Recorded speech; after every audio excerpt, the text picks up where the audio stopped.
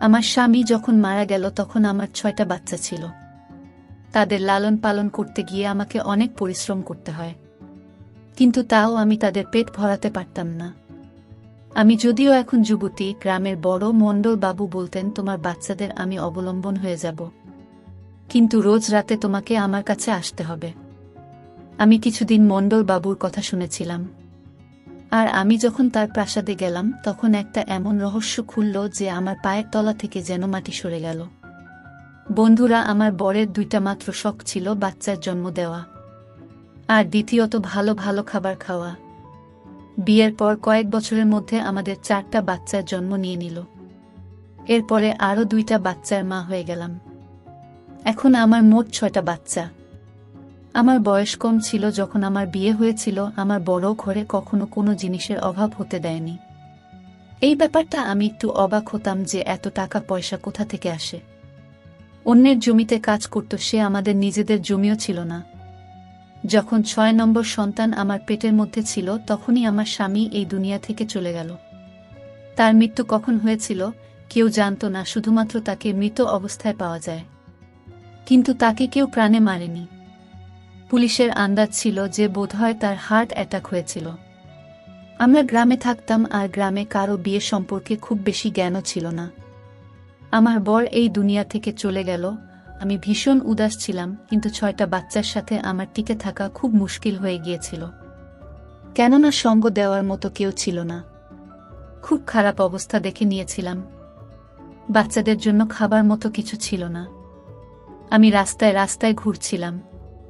গ্রামের মণ্ডল বাবু বলল যে আমি তোমার বাচ্চাদের দায়িত্ব নিতে চাই, কিন্তু রোজ রাতে তোমাকে আমার ঘরে আসতে হবে। এটা আমার পক্ষে সম্ভব ছিল না, কিন্তু নিজের বাচ্চাদেরকে মরতে দেখতে পারতাম না। আমি বাচ্চাদের জন্য রাজি হয়ে গেলাম, কিন্তু যখন আমি প্রাসাদে গেলাম সেখানে যখন একটা রহস্য থেকে পর্দা উঠল তখন আমি অবাক হয়ে গেলাম, কেননা এই কথাটা ভীষণ অদ্ভুত ছিল। বন্ধুরা, আমার নাম রুমি। আমার বয়স ভীষণ কম ছিল যখন আমার বিয়ে শিহাব নামক এক মানুষের সাথে হয়। আমি শহর থেকে গ্রামে চলে আসি। আমি অল্প বিস্তর পড়াশোনা শিখেছিলাম, কিন্তু গ্রামে আসার পর আমার সমস্ত বুদ্ধি ঘরের কাজ করে, আর বাচ্চা সামলানো কেটে গেল। বিয়ের প্রথম বছরে এক বাচ্চা হলো, তারপর বাচ্চাদের লাইন লেগে গেল। আমি প্রত্যেক বছর বাচ্চার জন্ম দিতাম। এরকমভাবে 6 থেকে 7 বছরে আমি 6টা বাচ্চার মা হয়ে গেলাম।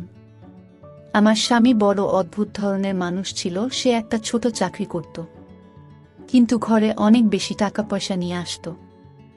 ঘরে না কোনো শাশুড়ি ছিল, আর না ছিল কোনো নন, আর না ছিল অন্য কেউ। ঘর ছিল আমার বরেরই। আমি একা এতগুলো বাচ্চাকে লালন পালন করতে গিয়ে ক্লান্ত হয়ে যেতাম আর ভীষণ চিন্তায় থাকতাম। কখনো কখনো খুব বাজেভাবে কান্নাকাটি করতে থাকতাম, আর নিজের বরকে বলতাম যে আমি এতসব পারবো না করতে। আমার বর একটা ভীষণ অদ্ভুত ধরনের শরবত বানাতো, যে শরবতে এসে বাদাম, পেস্তা আর কোনো এমন ঠান্ডা জিনিস মেশাত যে সেটা খেতে সাথে সাথে আমি শান্তি পেয়ে যেতাম। এমনকি আমি পুরো দিন ক্লান্ত হয়ে থাকলেও রাতে শান্তিতে ঘুমোতে পারতাম। না হলে আমার পায়ে এত ব্যথা হতো যে আমি ঘুমাতে পারতাম না, কেননা আমি পুরো দিন বাচ্চাদের নিয়ে কাজ করতাম। বাচ্চাদের জন্মের বেশি সময় হয়নি। ওরা ছোট ছিল বলে আমায় নানাভাবে বিরক্ত করত। এজন্য আমার বর আমার জন্য শরবত অবশ্যই বানাতো। আর যখন আমি শরবত খেয়ে নিতাম সকাল বেলায় উঠে আমার মনে থাকতো না যে আমি কখনো শুনেছি আর কখনো উঠেছি। যদি রাতে কোনো বাচ্চা যদি রেগে যেত, আমার বর তার খেয়াল রাখত। সে বলতো, এদের সবাইকে দিনে তুমি সামলাও আর রাতে আমি সামলে নেব, তুমি শান্তিতে ঘুমাও। আমার বরের অদ্ভুত অদ্ভুত ব্যাপার ঘটত। সে ঘরে খুব কম থাকত, আর যখনই ঘরে আসতো রাতে আমাকে বেহুশ করে দিত। সে বলতো যে আমি জ্ঞান থাকা অবস্থায় তোমার কাছে আসতে পারবো না, এটা আমার ব্যাপার, আর তোমাকে এই ব্যাপারটা বুঝতে হবে।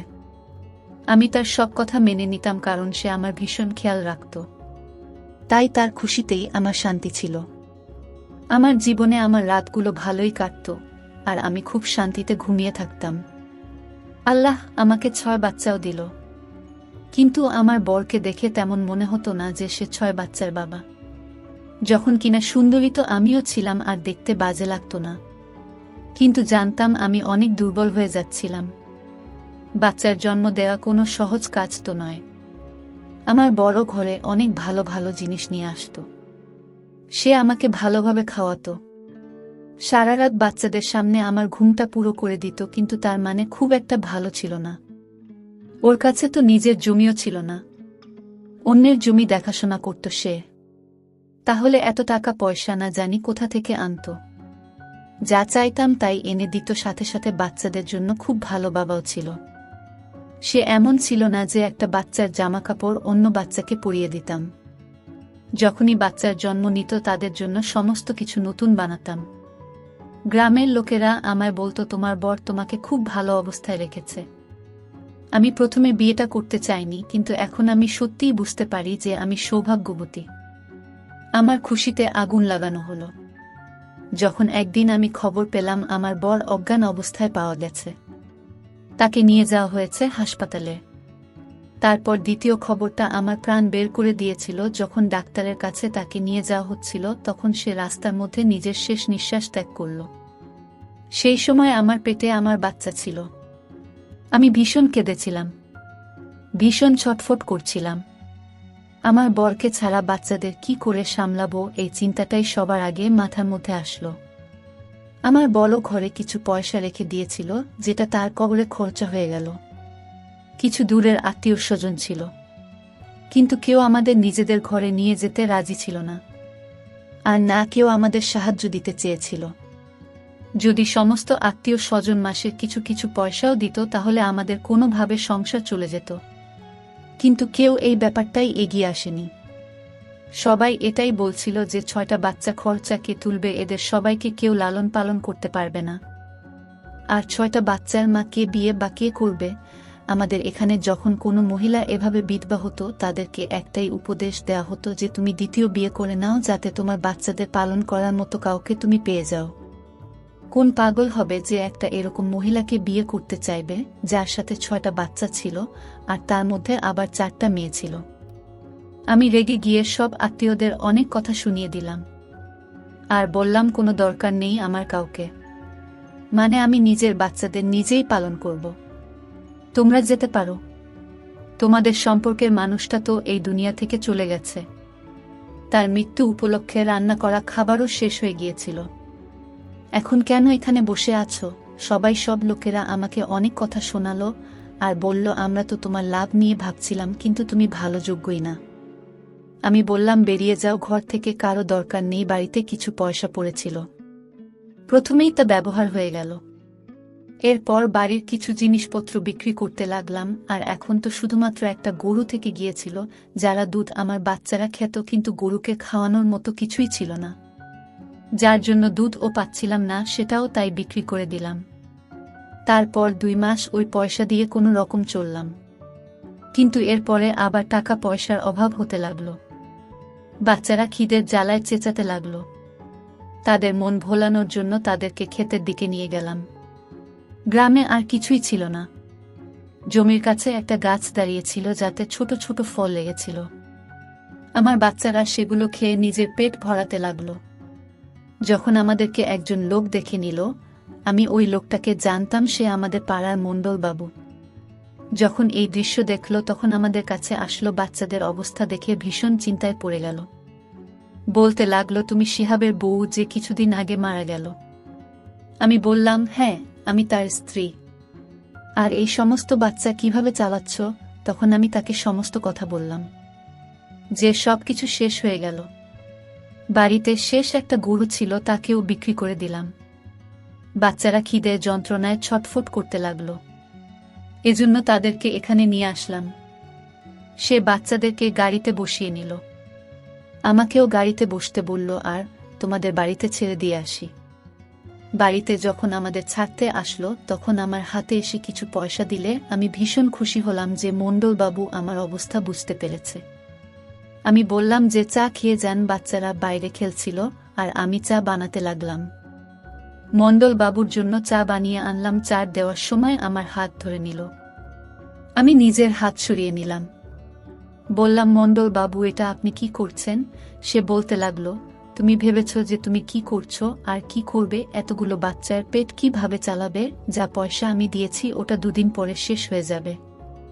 আর তারপরে তুমি কি করবে?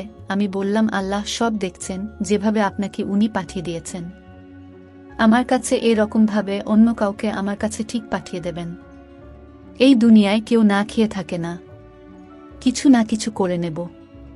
এমনও হতে পারে এই বাড়িটা বিক্রি করে দেব। তখন মণ্ডলবাবু বলল, ঘর বিক্রি করার মতো বোকামি একদম করো না, না হলে রাস্তায় চলে আসবে।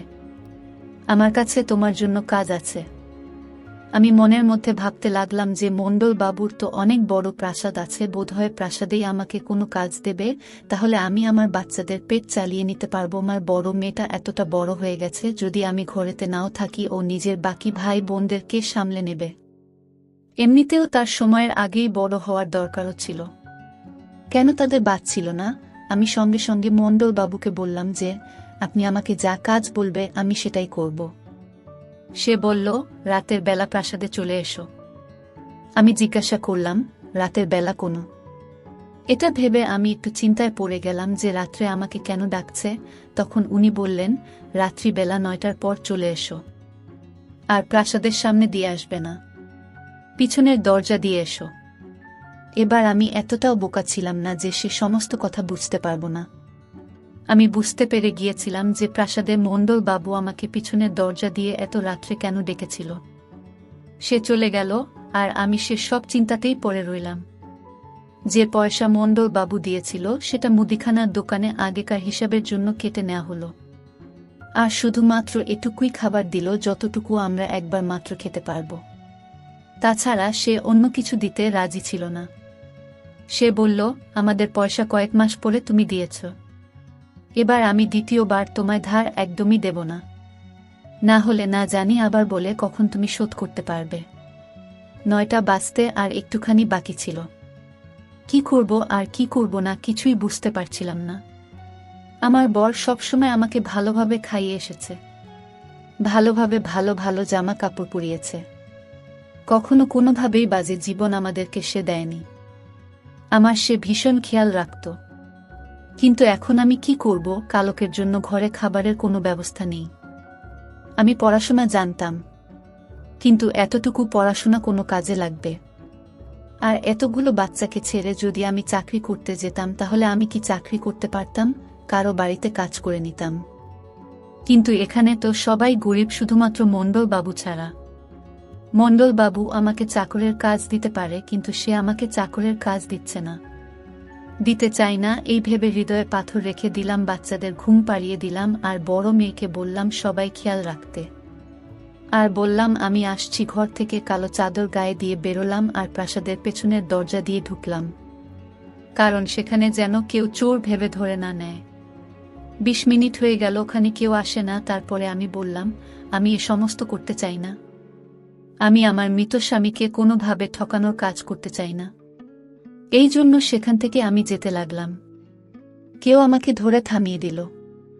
আমি দেখলাম তিনি মণ্ডলবাবু ছিলেন। আমি তার হাত থেকে নিজের হাত ছাড়িয়ে নিলাম আর বললাম, আমি ফেরত যাচ্ছি। সে বলল, যদি ফেরত চলে যাও তাহলে প্রস্তাবে নিজের বাচ্চাদের কথা ভাবো একবার। আমি বললাম, আপনি আমাকে আমার বাচ্চাদের কথা বলে আমাকে দিয়ে ভুল কাজ করাতে চাইছেন। তখন সে বলল, সব কাজ ভুল হয় না, আগের সিদ্ধান্ত কাজ নিজেই করে দেয়। আমি বললাম, আপনার স্ত্রী নিয়ে, আপনার বাচ্চা নিয়ে আপনি নিজে ভাবুন তো একবার, আমি যদি আপনার জায়গায় হতাম আর আপনি যদি আমার জায়গায় হতেন, তখন আপনার উপর দিয়ে কি বয়ে যেত? তখন সে বলল, আমার বউ আছে, কিন্তু আমার বাচ্চা নেই। আর সত্যি বলতে কি, আমি তোমার জায়গাতেই আছি। আমি মণ্ডলবাবুর কথা কিছু বুঝতেই পারলাম না, তার চোখে আমি লালসাটা দেখতে পাইনি। মণ্ডলবাবু বলল, তোমার বর ভীষণ ভালো মানুষ ছিল, ভীষণ ভালো, আল্লাহ তাকে জান্নাতের জায়গা দিয়েছে। আমি বললাম, কেন ভালো মানুষের বউয়ের সম্মান খারাপ করতে চান? তখন সে মাথা নামিয়ে নিল। সে বলল, রাতে তোমাকে আমার কাছে আসতে হবে, আর তারপর পুরো সপ্তাহ কেটে যাওয়ার পর তোমাকে আমি এমন কিছু বলবো যেটা শুনে তুমি অবাক হয়ে যাবে। আমি কোনোভাবে কথার বিষ যেন পান করে নিলাম, কেননা নিজের বাচ্চাদের আমি ক্ষুধার্ত দেখতে পারবো না।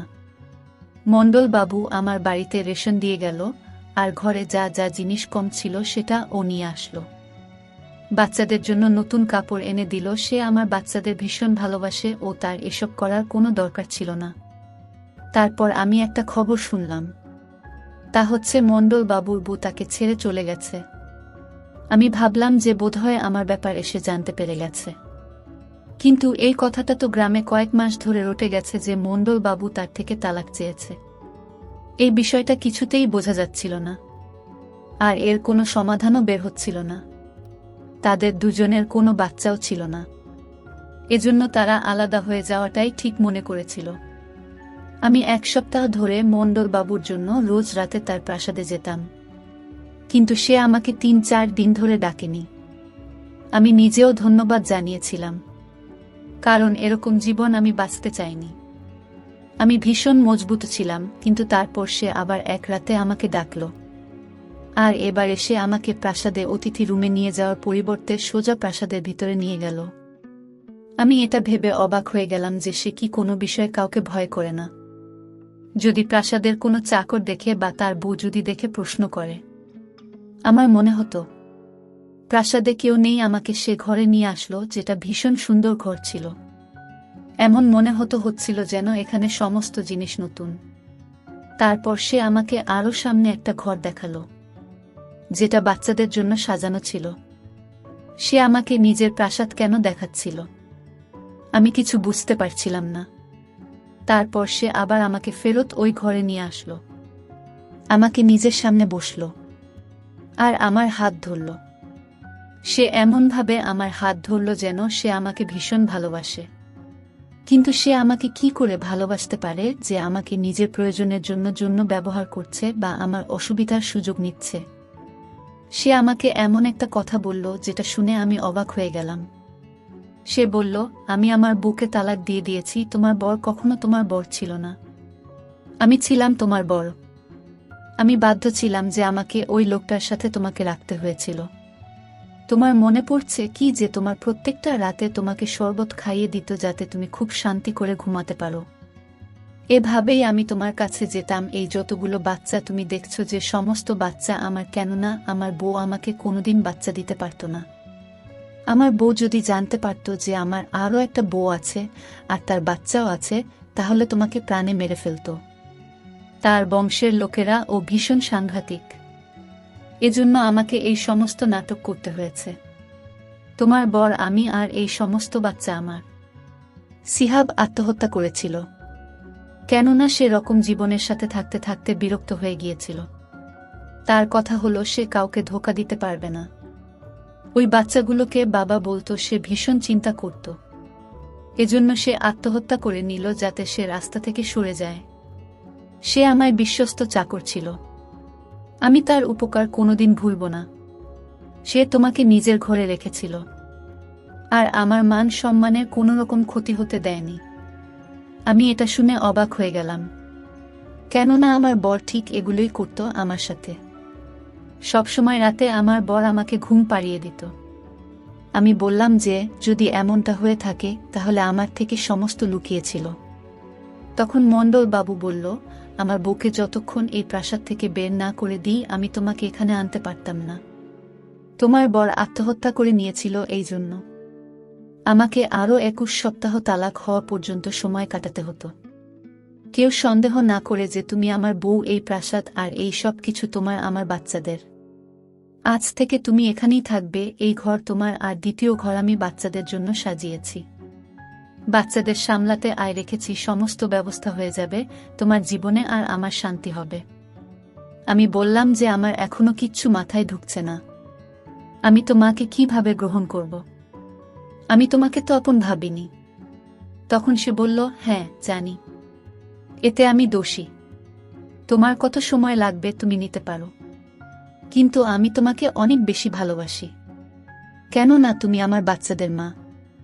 এই সমস্ত কথা শুনে আমার পায়ের তলা থেকে জমি বেরিয়ে যাচ্ছিল যেন, আর আমার মাথা ঘুরে যাচ্ছিল। আমি অজ্ঞান হয়ে গেলাম। যখন জ্ঞান ফিরল আমি ওই ঘরেই ছিলাম, আর মণ্ডলবাবুকে বললাম, আমি এমন করতে পারবো না, কেননা আমি আমার বরকে সবকিছু মেনেছি। সেই আমার জন্য সমস্ত কিছু ছিল। সে আমার খেয়াল রেখেছে। আমার বাচ্চারা ওকে নিজের বাবা বলতো। তুমি আমার জীবনকে নষ্ট করে দিয়েছ। তোমায় সব কে বলেছিল করতে? যদি তোমার মধ্যে এত হিম্মত না থাকে যে তুমি তোমার বউকে এটা বলতে না পারো তোমার দ্বিতীয় বউ আছে, তার থেকে তুমি 6টা বাচ্চাকে জন্ম দিয়েছ, তবে তুমি একটা ভীতু। আমি তোমার উপর কেন বিশ্বাস করব? তুমি একটা মহিলার কাছে ভয় পেয়ে আমার জীবন নষ্ট করে দিয়েছ। আমি বাধ্য ছিলাম, কেননা ওই মহিলা তোমাকেও মেরে দিতে পারত। মণ্ডল বাবু বলল, এই জন্য সেই ভয়েই আমি ছিলাম। কেননা তার হাতে যদি আমার দুর্বলতা পৌঁছে যেত, তখন সে দয়া করত না। সে এখন আমার জীবন থেকে চলে গেছে। আমি বললাম, এখন যদি সে জানতে পারে সে কি আমার বাচ্চাদেরকে ক্ষতি করবে না, তখন তুমি কি করবে? তখন মণ্ডল বাবু বলল, এরকমটা হবে না। তুমি এখানে পাহারায় থাকবে, আমার দায়িত্ব থাকবে। আমি তোমাকে ভীষণ ভালোবাসি। আমার কথা বোঝার চেষ্টা করো। আমি কিছু বুঝতে পারছি না, হতে পারে দুনিয়ার লোকেদের কাছে আমার এই কাহিনী ভীষণ অদ্ভুত লাগবে, কিন্তু আসল সত্যিটা এমনই ছিল, আর বাস্তবে এর থেকেও খারাপ ঘটনা মানুষের সাথে ঘটে থাকে। আমার সাথে যা হয়েছে সেটা তো তাও এমন একটা কথা যার কোনো না কোনো জবাব বেরিয়ে আসবে। আমার মনে আছে আমার বর কখনো জ্ঞান থাকা অবস্থায় আমার কাছে আসেনি, কিন্তু আমি তো তাকে নিজের বন্ধু ভাবতাম। সে মণ্ডল বাবু বিশ্বস্ত চাকর ছিল, যে মণ্ডল বাবুর সাথে বিশ্বস্ততা করেছিল, আর তারপর সে সবের মধ্যেই দ্বন্দ্বের মধ্যে পড়ে সে আত্মহত্যা করে নিয়ে। কিন্তু সেই আমার বর ছিল। আমার বাচ্চাদের জন্য বাবা। আমার বাচ্চাদেরকে এই কথাটা বোঝাতে আমার অনেক সময় লেগেছে, আর আমি মণ্ডল বাবুকেও কখনো হৃদয় থেকে গ্রহণ করতে পারিনি। কিন্তু যত সময় যেতে লাগলো, সময় সমস্ত ঘায়ে মলম লাগিয়ে দিল। কিন্তু এখনো মণ্ডল বাবুর জন্য আমার হৃদয়ে কোনো ভালোবাসা ছিল না। সে শুধুই আমার বাচ্চাদের বাবা, এবং আমার স্বামী যে সমস্ত চাহিদা পূরণ করত। হাসরের বিচারের দিন আমি অবশ্যই শিহাবকে কলার চেপে ধরব। আমি বলবো কেন সে আমার সাথে এসব করল। মণ্ডল বাবু যদি তাকে আমার সাথে এই সমস্ত করতে বাধ্য করে, তারপরেও সে কেন এমন করেছিল? সে বারণও তো করতে পারত। সে আমার জীবন বরবাদ করে রেখে দিল। আমি 2টা পুরুষের মাঝে পিষে থাকা একটা অদ্ভুত ধরনের মহিলা। তাহলে বন্ধুরা, মণ্ডল বাবু কি আমার সাথে সঠিক কাজ করেছে, নাকি তার নিজের বউয়ের থেকে ভয় পেয়ে থাকা উচিত ছিল না? আপনারা কমেন্টের মাধ্যমে নিশ্চয়ই বলবেন। বন্ধুরা, আজকের গল্প এখানেই শেষ করছি। যদি আমার গল্পগুলো আপনাদের ভালো লাগে, তাহলে লাইক দিয়ে বন্ধুদের সাথে শেয়ার করে দাও। দেখা হবে আগামীকালের নতুন ভিডিওতে।